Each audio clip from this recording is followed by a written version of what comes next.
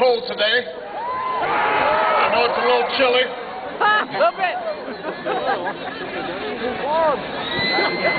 But I'm fired up.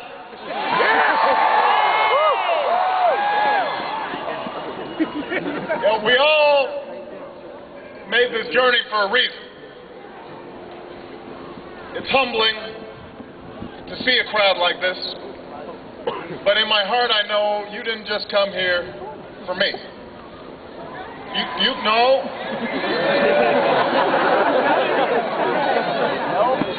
You came here because you believe in what this country can be.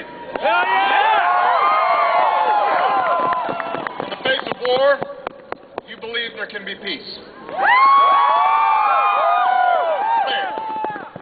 You believe there can be hope. In the face of a politics that shut you out, that's told you to settle, that's divided us for too long, you believe that we can be one people, building that more perfect union. That's the journey we're on today. But let me tell you how I came to be here. As most of you know, I'm not a native of this great state.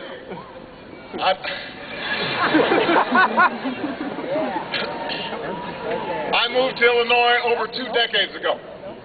I was a young man then, just a year out of college. I knew no one in Chicago when I arrived was without money or family connections. But a group of churches had offered me a job as a community organizer for the grand sum of $13,000 a year. Big money. And I accepted the job sight unseen, motivated then by a single, simple, powerful idea, that I might play a small part in building a better America. My work took me to some of Chicago's poorest neighborhoods. I joined with pastors and lay people to deal with communities that have been ravaged by planned closings. I saw that the problems people faced weren't simply local in nature, that the decisions to close a steel mill was made by distant executives, that the lack of textbooks and computers in a school could be traced to skewed priorities of politicians 1,000 miles away. That when a child turns to violence, I came to realize that there's a hole in that boy's heart that no government alone can fill. It was in these neighborhoods that I received the best education that I ever had, and where I learned the meaning of my Christian faith. After 3 years of this work, I went to law school because I wanted to understand how the law should work for those in need. I became a civil rights lawyer and taught constitutional law. And after a time, I came to understand that our cherished rights of liberty and equality depend on the active participation of an awakened electorate.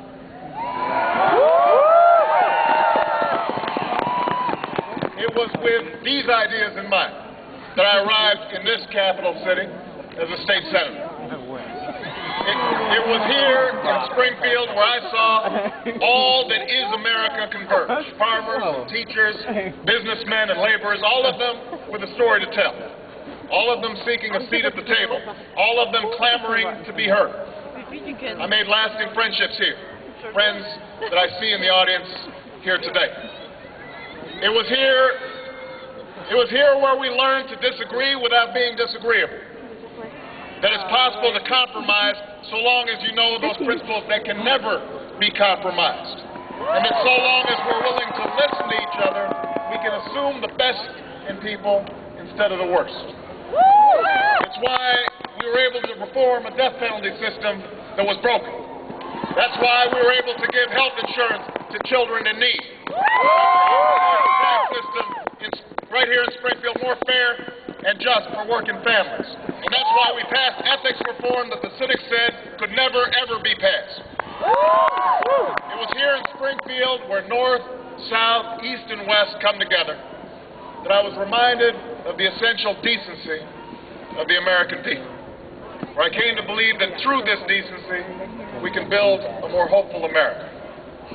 And that is why, in the shadow of the old state capitol, where Lincoln once called on a house divided to stand together, where common hopes and common dreams still live, I stand before you today to announce my candidacy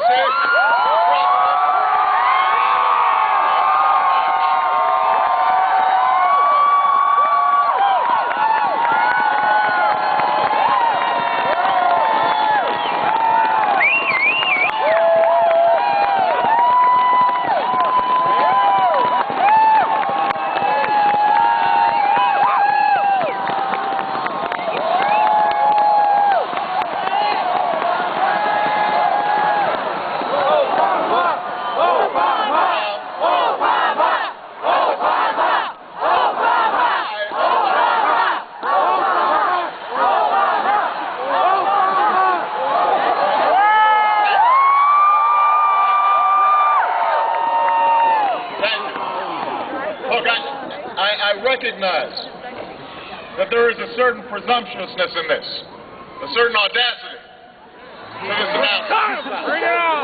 I know that I haven't spent a lot of time learning the ways of Washington. But I've been there long enough to know that the ways of Washington must change.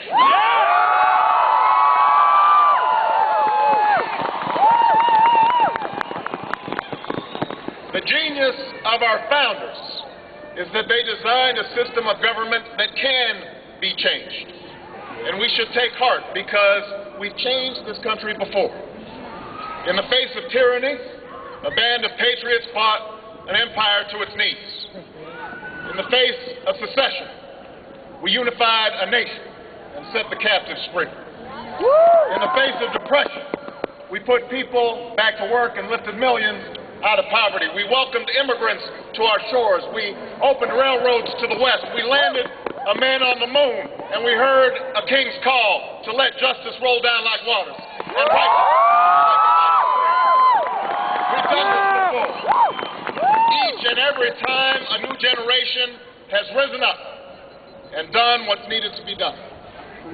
Today we are called once more. And it is time for our generation to answer that call.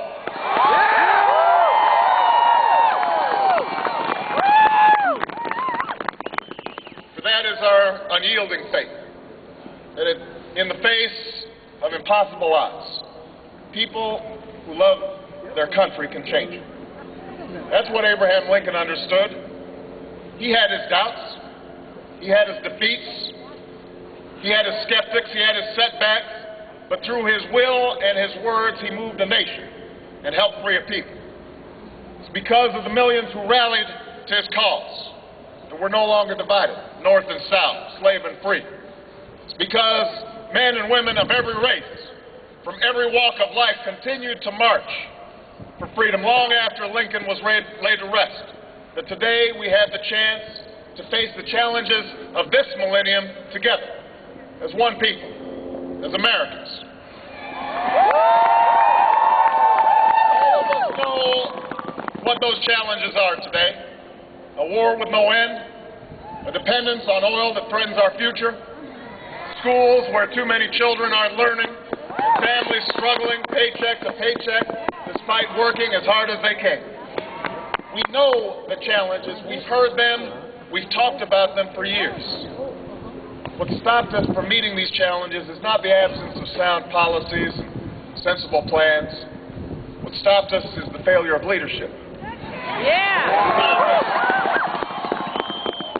The smallness of our politics, the ease with which we're distracted by the petty and trivial, our chronic avoidance of tough decisions, our preference for scoring cheap political points instead of rolling up our sleeves and building a working consensus.